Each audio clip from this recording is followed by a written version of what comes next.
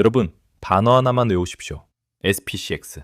6월 12일 스페이스X가 이 티커로 나스닥에 드디어 상장합니다. 근데 우리 같은 개인은 이 본주를 직접 못 삽니다. 1조 7,500억 달러, 우리 돈 2,660조.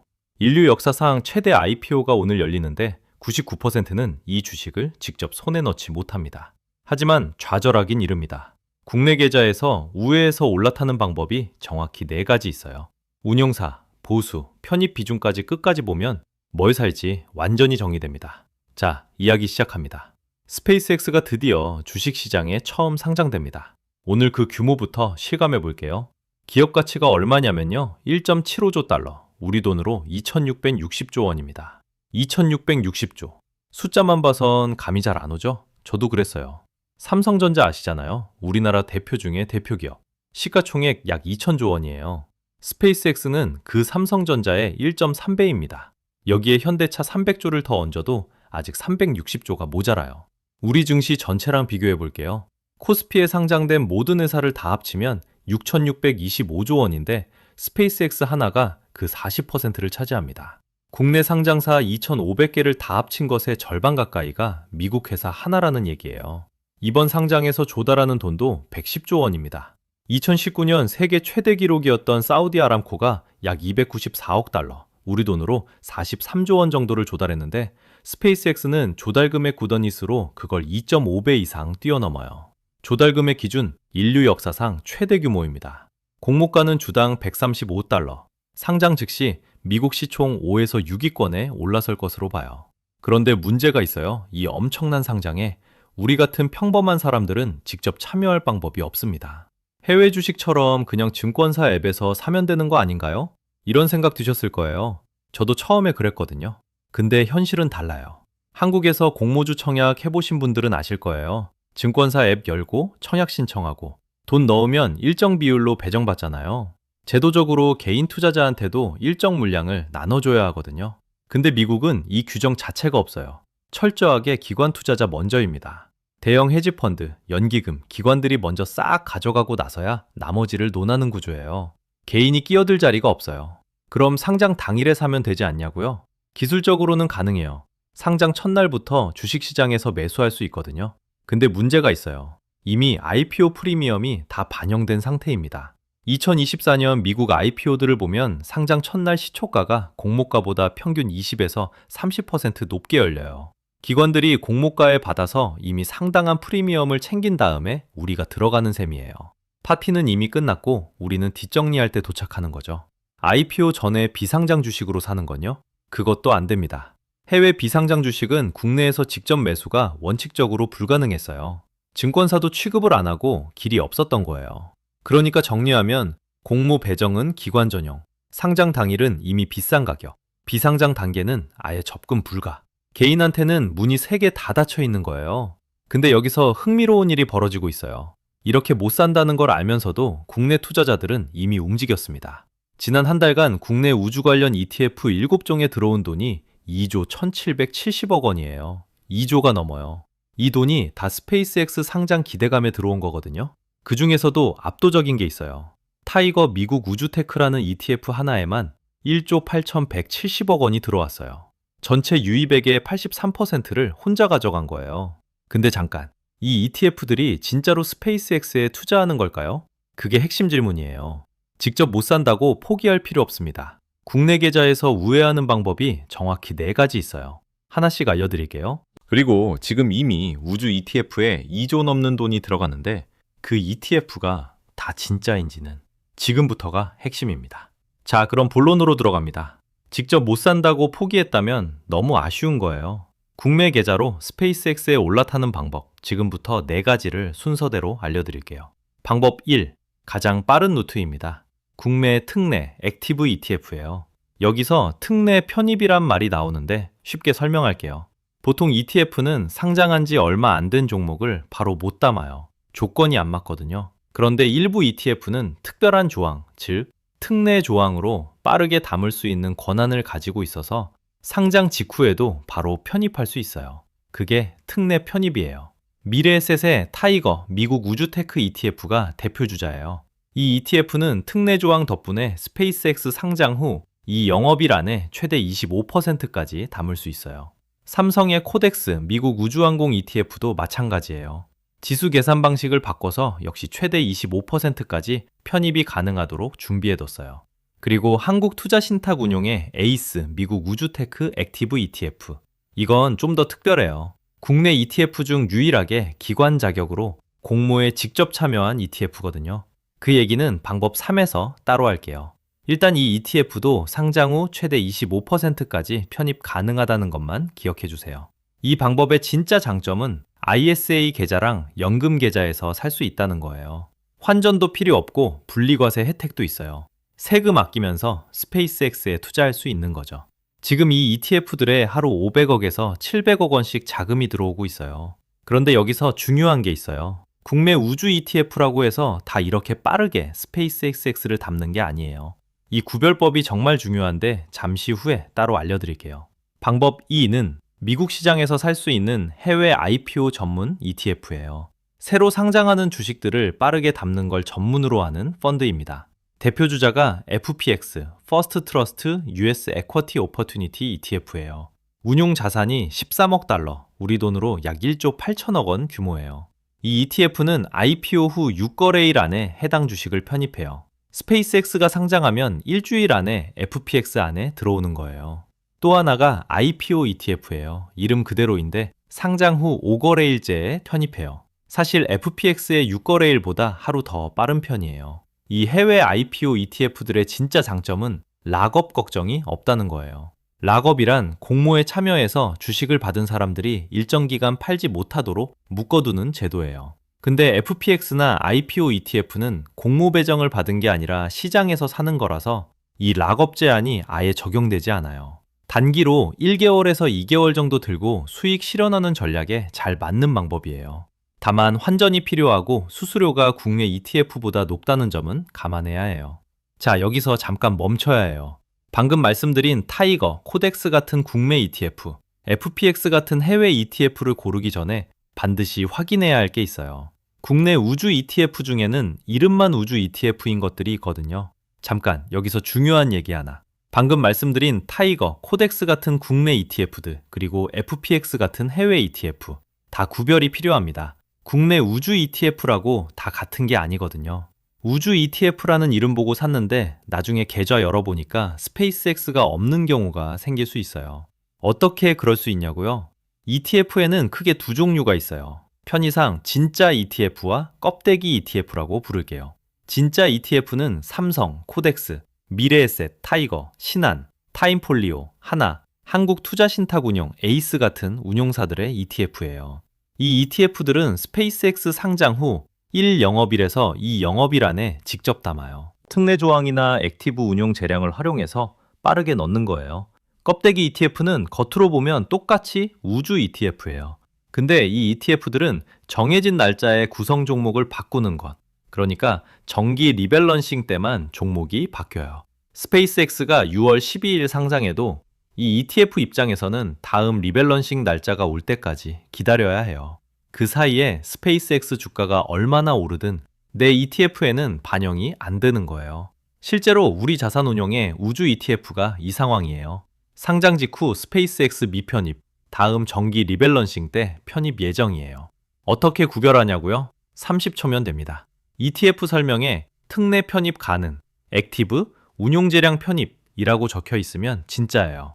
상장 직후 빠르게 담을 수 있는 ETF예요. 반면에 그냥 지수 추종이라고만 적혀 있으면 한 번 더 확인이 필요해요. 언제 편입하는지 운용 설명서를 봐야 해요. 지금 실제로 이 양극화가 일어나고 있어요. 진짜 ETF로는 자금이 몰리고 껍데기 ETF에서는 차익 실현 매물이 나오고 있어요. 투자자들이 이미 구별하고 움직이고 있다는 거예요. 운용사 이름만 보고 우주 ETF니까 스페이스X 있겠지 하고 샀다가 나중에 포트폴리오 열어봤더니 스페이스X가 없으면 어떤 기분일까요? 상장 초반 상승을 눈뜨고 놓친 거잖아요. 이제 여러분은 그런 상황 안 겪어도 됩니다. 방법 3. 이건 좀 독특해요. 아까 방법 1에서 한국투자신탁운용의 에이스 ETF가 특별하다고 했잖아요. 바로 그 얘기예요. 이 ETF는 국내 ETF 중 유일하게 기관 자격으로 스페이스X 공모에 직접 참여했어요. 일반 개인 투자자가 절대 받을 수 없는 공모 배정 물량을 이 ETF가 대신 확보해뒀다는 거예요. 공모가가 주당 135달러예요.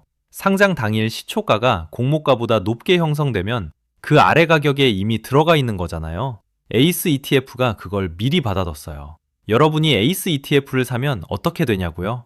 이 ETF가 공모가 135달러에 스페이스X를 담아서 여러분한테 돌려주는 구조예요. 개인이 직접 공모가에 살 수 없는 상황에서 ETF를 통해 공모가에 올라타는 유일한 방법이에요. 방법 1부터 4 중에서 공모가로 접근할 수 있는 루트는 이것 하나뿐이에요. 나머지 방법들은 전부 시장에서 이미 올라간 가격에 사는 거거든요. 방법 4, 마지막이에요. 단기보다 긴 호흡으로 우주산업 전체에 베팅하고 싶은 분들을 위한 방법이에요. XOVR이라는 ETF가 있어요. 이 ETF는 이미 스페이스X 주식을 직접 보유하고 있어요. 상장 전부터 장외 시장에서 지분을 확보해뒀거든요. 상장 직후 편입을 기다릴 필요가 없어요. 다만 주의할 점이 있어요. 이 ETF가 보유한 물량에 락업이 6개월 적용될 수 있어요. 그러면 스페이스X 주가가 상장 직후 급등해도 XOVR 안의 물량이 그 상승을 즉각 반영하지 못할 수 있어요. 단기 수익을 노리는 분들한테는 맞지 않을 수 있어요. 하지만 우주산업이 앞으로 10년 동안 어떻게 성장할지를 보고 투자하는 관점이라면 XOVR은 충분히 의미 있는 선택이에요. 스페이스X 하나만이 아니라 글로벌 우주산업 전반에 분산 투자하는 효과도 있거든요. 환전이 필요하고 미국 거래 시간 기준으로 매매해야 한다는 점은 참고하세요.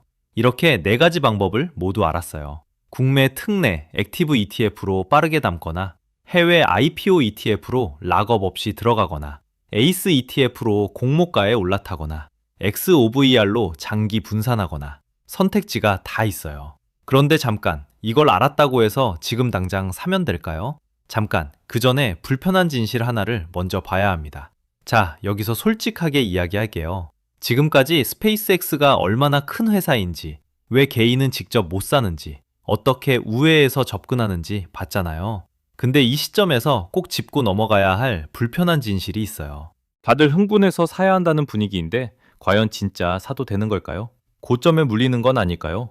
먼저 숫자부터 보겠습니다. 스페이스X의 2025년 순손실은 49.4억 달러입니다. 우리 돈으로 약 7조 원이에요. 2026년 1분기 단 석 달만 봐도 42.8억 달러가 쪼그라들었어요. 이 회사 아직 적자입니다. 거대한 적자예요. 에이, 스타트업 초기엔 다 적자 아닌가요? 이렇게 생각하실 수 있는데 스페이스X는 창업한 지 23년이 된 회사예요. 규모가 작아서 적자인 게 아니라 로켓 개발이랑 발사 비용이 워낙 천문학적이라서 적자인 거예요. 두 번째, 불편한 진실입니다. 고평가 논란이에요. 현재 스페이스X의 기업 가치는 2025년 매출의 94배 수준입니다. 매출 187억 달러인 회사를 17,578억 달러에 사는 거예요. 94배라는 게 얼마나 높은 건지 감이 안 오실 수 있으니까 비교 대상을 하나 볼게요. 쿠팡 아시죠? 쿠팡이 2021년 미국에 상장할 때도 고평가 논란이 어마어마했어요. 당시 매출의 약 5배로 상장했거든요. 그런데 스페이스X는 94배예요. 쿠팡의 거의 19배에 달하는 배수입니다. 세 번째입니다. S&P 500 편입 이야기 좀 해야 해요. S&P 500 지수에 들어가면 그 지수를 따라가는 ETF들이 자동으로 이 주식을 사야 해서 수조 원의 돈이 들어와요. 투자자들 사이에서 스페이스X가 빠르게 S&P 500에 편입될 거라는 기대가 있었는데요. 편입 조건이 있어요. 회계 기준에 맞게 공식적으로 흑자를 낸 갭 흑자가 4분기 연속으로 필요합니다. 빠른 심사 경로인 패스트트랙 혜택도 철회됐어요. 지금 속도로 보면 빨라야 2027년 중반이에요. 생각보다 훨씬 멀어요. 네 번째입니다. 락업 해제 물량이에요. 올해 9월부터 12월 사이에 내부자들이 보유한 주식이 대거 시장에 풀릴 예정이에요. 내부자들이 주식을 팔면 주가에 추가로 하방 압력이 생기죠. 상장 후 몇 달이 고비일 수 있어요. 자, 여기까지 들으면 그냥 사지 말아야겠다는 생각이 드실 수 있어요. 근데 잠깐요. 쿠팡 얘기로 다시 가볼게요. 쿠팡도 상장 당시에 적자였어요. 고평가 논란도 엄청났어요. 그때 쿠팡 적자인데 왜 삽니까? 고평가인데 왜 삽니까? 했던 분들 중에 지금 쿠팡 사지 말 걸 후회하는 분들이 꽤 있으실 거예요. 핵심은 고평가냐 아니냐가 아니라 이 회사가 앞으로 얼마나 성장할 수 있느냐는 거거든요. 이런 케이스가 있었다는 얘기예요. 쿠팡처럼 된다는 보장이 아니라요. 그럼 스페이스X의 성장 가능성은 어디서 나오느냐? 스타링크부터 보겠습니다. 스타링크는 위성 인터넷 서비스예요. 가입자가 지금 1,030만 명입니다. 올해 1분기 기준으로 전체 매출의 69%가 여기서 나와요. 그리고 스타링크 사업부는 이미 흑자 전환 중이에요. 회사 전체가 적자인 이유는 로켓 발사와 우주 개발 비용이 워낙 크기 때문이고 실제로 돈이 되는 사업은 이미 자생하고 있는 거예요. 거기다 우주 AI 데이터 센터, 군사위성, 스타실드 같은 미래 성장 엔진이 여러 개 더 준비되고 있어요. 스타링크 혼자서도 이미 어마어마한 사업인데 그 위에 또 쌓이는 거죠. 테슬라 생각해보세요. 테슬라도 오랫동안 적자였고 고평가 논란의 끝판왕이었어요. 시장이 테슬라를 그렇게 비싸게 산 건 지금 당장의 이익이 아니라 미래의 독점 가능성에 베팅한 거잖아요. 스페이스X도 그 프레임으로 보는 투자자들이 많아요. 현재 적자보다 미래 독점 가능성에 베팅하는 거예요. 정리할게요. 이건 틀린 투자가 아닙니다. 하지만 주변에서 다들 산다고 해서 포모로, 그러니까 나만 소외되는 것 같은 불안감으로 접근하면 위험해요. 7조 원 적자, 매출의 94배 밸류, 와건 물량까지 알고 들어가야 해요. 반대로 이 리스크를 정확히 알고 내 투자 비중을 지켜서 접근하면 충분히 의미 있는 투자가 됩니다. 제대로 알면 할 수 있어요. 묻지마 베팅이 아니라 눈 뜨고 하는 선택이면 된다는 거예요. 지금까지 사는 방법, 진짜 ETF 구별법, 리스크까지 봤습니다. 그럼 실제로 어떻게 행동해야 할까요? 자, 이제 진짜 중요한 얘기입니다. 방법은 알았는데 그래서 나는 지금 뭘, 얼마나 사야 해? 이게 제일 궁금하잖아요. 세 가지 원칙만 기억하세요. 이것만 지키면 흥분한 시장에서도 냉정하게 움직일 수 있습니다. 원칙 1. 비중은 전체 금융자산의 5에서 10% 이내. 딱 잘라서 말할게요. 스페이스X가 아무리 대단해도 전체 자산의 5에서 10%를 넘기면 안 됩니다. 이번에 인생 역전은 없어요. 진짜로요. 스페이스X는 유망한 성장주지만 동시에 변동성이 극단적으로 큰 종목입니다. 아직 흑자도 제한적이고 우주사업 특성상 단 한 번의 사고나 정책 변화로 주가가 30에서 40% 흔들릴 수 있어요. 몰빵은 절대 금물입니다. 분산이 답이에요. 5에서 10%면 오르면 기쁘고 흔들려도 버틸 수 있는 구간입니다. 원칙 2. 단기 전략과 장기 전략을 명확하게 나눠서 접근. 이걸 섞으면 진짜 망해요. 목적에 따라 방법이 완전히 달라집니다. 단기로 1에서 2개월 노린다면 나스닥 100 편입 수급을 겨냥하는 겁니다. 상장 후 15영업일 기준으로 7월 6일 이후에 나스닥 100 편입이 결정될 수 있어요. 그 수급 효과를 기대한다면 FPX나 IPO ETF가 유리합니다. 단 편입이 확인된 뒤 수급이 소화되면 미련 없이 빠져나올 준비도 함께 해야 해요. 장기로 1년 이상 간다면 타이거, 코덱스, 에이스 같은 국내 ETF를 ISA나 연금 계좌에 담으세요. 세금 절약은 기본이고요. 그리고 이건 한 번에 사지 마세요. 3단계로 나눠서 분할 매수가 정답입니다. 1차는 지금, 상장 직후입니다. 방향을 확인하면서 포지션 일부를 잡는 거예요. 2차는 나스닥 100 편입이 확정되고 수급이 정리된 다음입니다. 편입 직후 급등하면 그 열기가 식은 뒤에 추가 매수하는 게 훨씬 유리해요. 3차는 9에서 12월 락업 해제 구간입니다. 이게 원칙 3으로 이어집니다. 원칙 3. 락업 해제 구간을 위기가 아닌 기회로 보기. 상장 후 9에서 12월 사이에 내부자 보호 예수가 풀립니다. 초기 투자자들이 주식을 팔 수 있게 되는 시점이에요. 역사적으로 이 구간에서 대부분의 IPO 주가가 일시적으로 눌립니다. 단기 투자자들은 여기서 손절하고 나오는데요. 장기 투자자라면 이 구간이 오히려 비중을 늘릴 찬스입니다. 시장이 흔들릴 때 싸게 살 수 있는 기회가 생기는 거니까요. 3차 매수를 여기 배치해두면 조정이 와도 무섭지 않아요. 정리하면 5에서 10% 비중, 목적에 따라 단기와 장기 구분, 그리고 락업 해제 구간을 기회로 활용하는 3단계 분할 매수입니다. 이 세 가지예요. 스페이스X는 틀림없이 시대를 바꿀 회사입니다. 하지만 모두가 흥분할 때가 가장 위험한 순간이기도 합니다. 오늘 알려드린 4가지 방법, 진짜 ETF 구별법, 그리고 5에서 10% 비중 원칙으로 현명하게 올라타세요. 오늘 내용 3줄로 정리할게요. 첫째, SPCX는 6월 12일 나스닥에 상장합니다. 인류 역사상 최대 규모의 IPO예요. 둘째, 개인은 본주를 직접 살 수 없지만 우회 루트가 4가지 있습니다. 타이거, 코덱스, 에이스 국내 ETF, FPX, X 오브 ER까지요. 셋째, 이 중에서 스페이스X 비중이 실제로 높은 진짜 ETF를 골라서 전체 자산의 5에서 10%, 3단계 분할 매수로 접근하는 게 정답입니다. 이 영상이 도움이 됐다면 좋아요와 구독 부탁드려요. 스페이스X 상장 이후 실제 ETF 편입 결과랑 락업 해제 구간 흐름 정리는 다음 영상에서 바로 알려드릴게요. 그때 다시 봐요.